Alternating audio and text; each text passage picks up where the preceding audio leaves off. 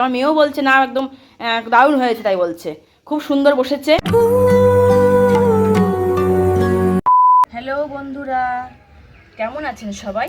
আজকে আবারও চলে এলাম একটা নতুন ব্লগে। আমার নতুন ব্লগে আইভি ফ্যামিলি ক্রিয়েটরে সবাইকে স্বাগত। তা আজকের ব্লগটা সারাদিন শুরু করতে পারিনি, ভেবেছিলাম সকাল থেকেই করব, কিন্তু এত গরম, এত রোদের তাপ, এত কাজের চাপ হয়ে যাচ্ছে, এইটুকু ধরো সময়ের মধ্যে পেরে উঠছি না। তাই চলে এলাম বিকালে। বিকালে এই যে মনোরম পরিবেশ। এবার তোমরা ভাববে বিকালে এখন কি করছি। আসলে কি বলতো, এই যে দেখতে পাচ্ছ এই গাছগুলো সমস্ত লাগাতাম আমি শীতকালে, সমস্ত গাছ লাগাতাম। তারপরে তোমার এখানে গাঁদা গাছ, চন্দ্রমল্লিকা, তারপরে তোমার ডালিয়া সব লাগাতাম আমি, পুরো ছাদ আমার ভর্তি হয়ে থাকতো গাছে। কিন্তু এইবারে শীতকালে একদম গাছ লাগাতে পারিনি, কারণ আমার হাজব্যান্ডের ধরো পা ভাঙার পর থেকে আর সেরকম হয়ে ওঠেনি। ও আমাকে অনেকটা হেল্প করে, ও আমাকে অনেক সাহায্য করে, সেই জন্য এবারে পারিনি, পুরো শীতকালটাই বসেছিলাম। তা যাই হোক, এখনও সেরকম কিছু লাগাচ্ছি না, পুরো আমার টিনগুলো সব ভেঙে টেঙে গেছে। এখন চারিদিকে নতুন করে আবার টিন লাগাবো, নতুন করে গাছ লাগাবো। একটু গরমটা পড়ুক, বৃষ্টিটা আরম্ভ হোক, তখনই ও বলেছে আরও টিন কেটে দেবো, তখন সেই টিনের মধ্যে গাছ টাছ সব লাগাবো। এখন এলাম আমার অ্যালোভেরা গাছের মধ্যে দুটো ছোট ছোট চারা বেরিয়েছে, জানো তো। সেই চারাগুলো ভাবছি একটু লাগাবো, নতুন করে চারাগুলো লাগাবো ভাবছি। তাই একটু মাটি করতে এলাম শেষ সঙ্গে, যে না একটু মাটি করি গা, তাহলে এই অ্যালোভেরা গাছগুলো আমি লাগাতে পারবো ধরো। সেই জন্য শুধু শুধু গাছগুলো যখন বেরিয়েছে, তা গাছগুলো কি ফেলে দেবো, তাই নষ্ট করব না গাছ, ভাল লাগছে গাছগুলো অনেকদিন পর ধরো চারাগুলো বেরোলো।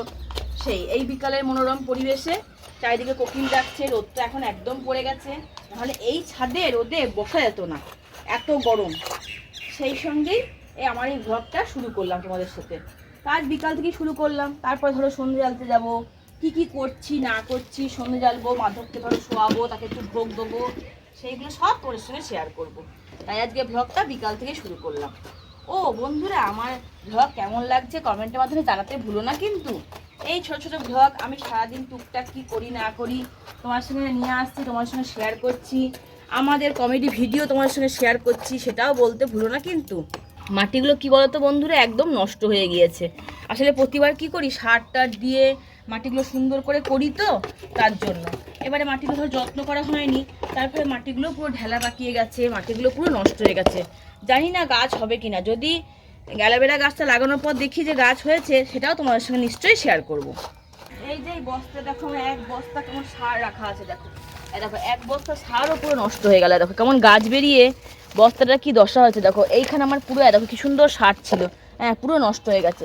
এখানে এক বস্তা গোবর সার ছিল আমার, দেখো গোবর কেউ বলবে বলো তো, এটা কেমন নষ্ট হয়ে গেছে, দেখো এটা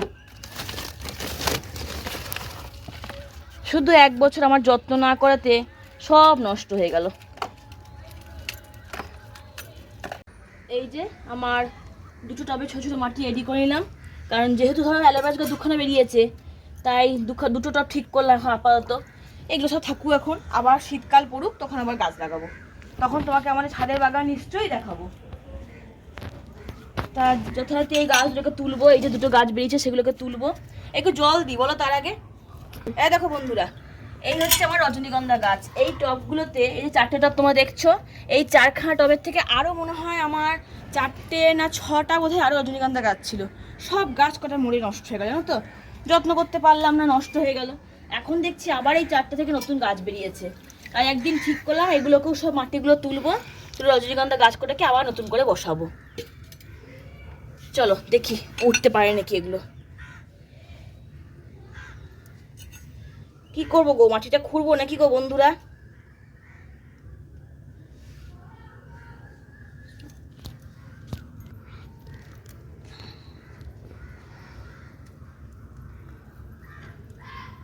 দেখো দেখতে দেখতে কেমন সন্ধ্যা লেগে গেল।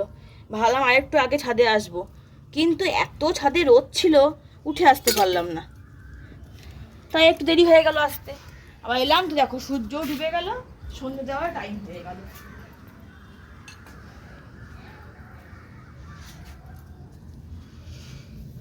চারিদিকে শাঁখ বাজছে, সন্ধ্যে জ্বলে গেছে। এবার আমিও যাব, সন্ধ্যে জ্বালবো গা, আবার একদিন ছাদে আসবো, মানে আসবো প্রতিদিনই, কিন্তু গাছ নিয়ে আবার একদিন বসবো।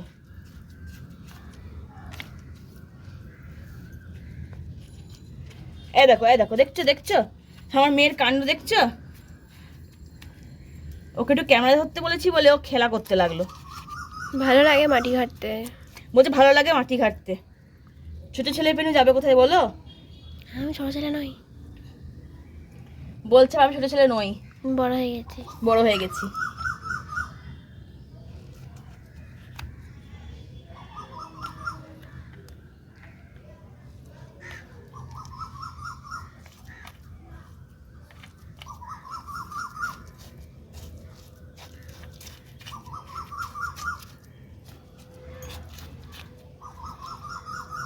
কি সুন্দর কোকিলে আওয়াজ পাচ্ছ?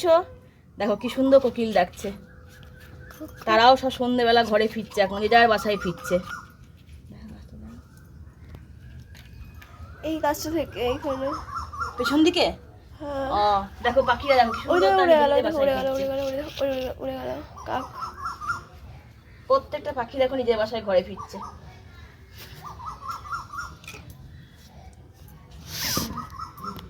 এই যে টপগুলো নিয়ে চলে এলাম, নিচে রাখবো। এবারে ঠিক করেছি জানলায় রাখবো, উপরে তো রয়েইছে ধরো, এবার ঠিক করেছি জানলায় রাখবো। দেখি জানলায় কেমন হয়, সুন্দর কেমন হয় দেখি, চলো। আর ছাদেগুলো ভাবছি নামিয়ে চলে আসবো, কারণ এত রোদ তো, এত রোদে মনে হয় না গাছ করা ঠিক থাকবে। ছাদেগুলো নামিয়ে চলে আসবো, একটা এই ঘরে রাখি, একটা ওই ঘরে রাখি।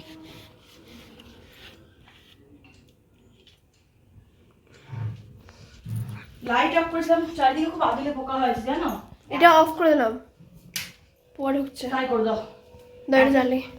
এত বাদুলে পোকা হয়েছে, জানলা খোলার উপায় নেই। জানলা খুলে রেখেছি, দেখো না ঘরে সব ভর্তি হয়ে যাচ্ছে জানো বাদুলে পোকাতে। দেখো আমার গোপালের জামা কাপড় মেলে রাখা আছে এখানে। এবার সন্ধে জ্বালবো। দেখো এই গাছটা একটু মাটি দিয়ে গেলাম এসে, এবার একটু জল দিয়ে দিই। এক ফাঁকে এই গাছটা একটু মাটি দিয়ে গেলাম। এগুলো আমার অনেক বড় হয়েছিল, কিন্তু আমি কেটে আবার কাটিং করে নতুন করে সব লাগা, দেখো সব কাটিং করেছি। এই যে কাটিং করেছি, এই যে কাটিং করেছি, নিয়ে আবার সব নতুন করে সব গাছগুলোকে লাগালাম। একটু অন্যদিকে ঘুরিয়ে লাগালাম। শখ তো আছে বন্ধু, কিন্তু কি করবো বলো, শখের কাজের চাপে হয়ে উঠছে, নাহলে আমার গাছের শখ চিরজীবনী। এবার সন্ধে জ্বালি, আমার গোপাল সোনাকে খেতে দিই। গোপাল সোনা এখন বসে আছে, দেখো বসে আছে তাই না? হ্যাঁ। চলো যাই, অনেক দেরি হয়ে গেল। জানলাগুলো হচ্ছে বন্ধ করতে হবে, না হলে উপায় নাই, আমার বাদুলে পোকা হয়ে যাচ্ছে। এই যে চলে এলাম সন্ধে জ্বালতে। আর একটু ছোলা ভিজিয়েছিলাম, ওবেলাও দিয়েছিলাম ঠাকুরকে ছোলা। আজ তো মঙ্গলবার, তাই একটু হনুমানজিকে ছোলা, বাতাসা, গুড় দিচ্ছিলাম। তা গুড়টা আমার বাড়ন্ত হয়ে গেছে, তাই গুড় আনা হয়নি বলে গুড় দিতে পারলাম না। বাতাসা কিংবা নকুনদানা এইসব দিচ্ছি ছোলার সঙ্গে। সন্ধ্যাটা জেলে নিই, তারপর ধরো আমার সন্তানকেও খেতে দিতে হবে, সেও বসে আছে।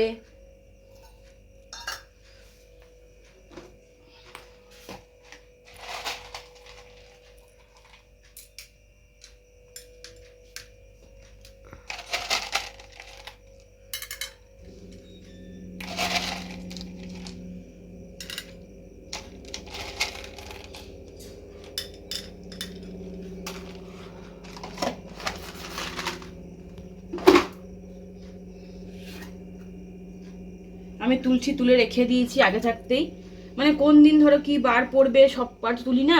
রবিবার যেমন ধরো তুলি না, তারপরে ধরো দ্বাদশীর দিন তুলি না। ওই জন্য প্রায় সময় যখনই ফাঁক পাই আমি তুলসী তুলে একটু করে ভিজিয়ে রেখে দিই।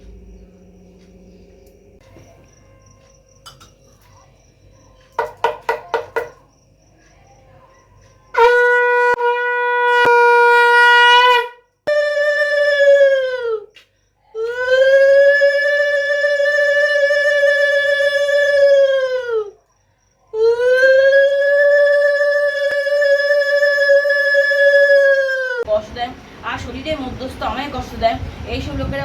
এই যে চলে এলাম এবার দুধ গরম করতে, বসিয়ে দিয়েছি, দুধটা গরম করতে বসিয়ে দিয়েছি এদিকে।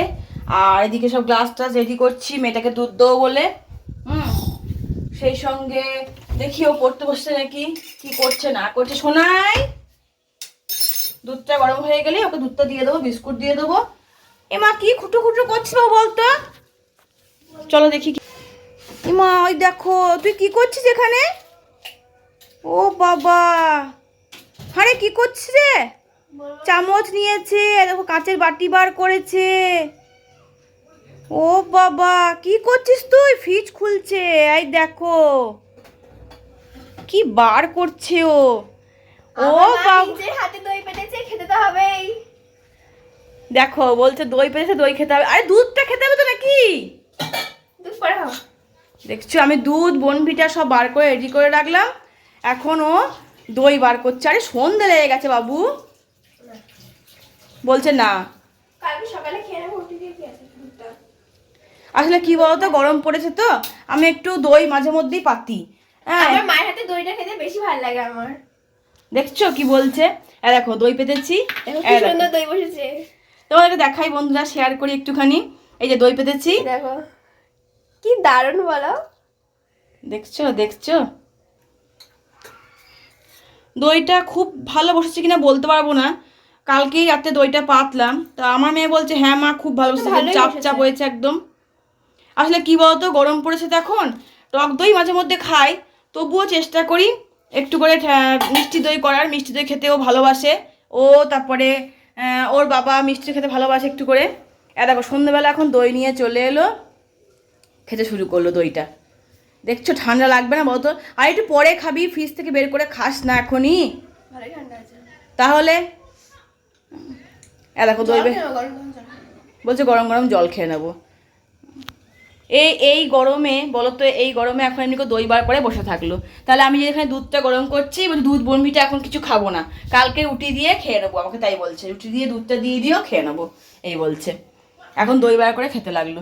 আসলে কি বলতো বন্ধুরা, এই গরমের সময় একটু দইটা মাঝে মধ্যেই পাতি, একটু করে দই টই পাতি, দই টই পেতে দিই, খাই, ওরাও খায় এই সময়।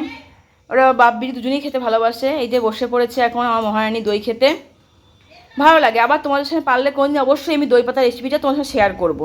আসলে দুধ তো ধরো অনেকটা ছিল, তার জন্য হয়তো খুব একটা ভালো হয়নি, তা আমার মতো ভালোই হয়েছে। আমার মেয়েও বলছে না একদম দারুণ হয়েছে, তাই বলছে খুব সুন্দর বসেছে। এই যে দেখাচ্ছে, ওর বাবাও বললো, দারুণ হয়েছে, দারুণ। আর আমার বড়ও বললো যে না দইটা খুব সুন্দর হয়েছে, খুব ভালো বসেছে, তোমার চিন্তা করার কোনো কারণ নেই। আবার যেদিনকে দই পাতা রেসিপি করবো সেদিনকে তোমাদের অবশ্যই দেখাবো। দেখো আমার খাওয়া হয়ে গেল। দেখো বলছে আমার খাওয়াও হয়ে গেল, যাই একটু জল খাও গা। হ্যাঁ জল খেতে হবে। যাই হোক দুধ তো খেলো না, দুধটা এখন আমি রেখে দেবো, বনভিটাটা সব ভরে দেবো এখানে। আর আমার দুধ গরম হয়ে গেছে, এবার রাতে রান্না করবো। রাতে রান্না বলতে রুটি করবো না, এই গরমে রুটি খাচ্ছি না একদমই, রুটি খাওয়াটা এখন বন্ধ করে দিয়েছি।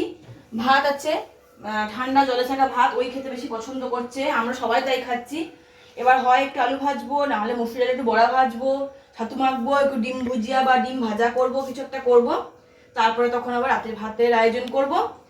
তো চলো টাটা, দেখা হচ্ছে নেক্সট ভিডিও, নেক্সট ব্লগে তোমার সঙ্গে আবার নিশ্চয়ই শেয়ার করে চলে আসবো।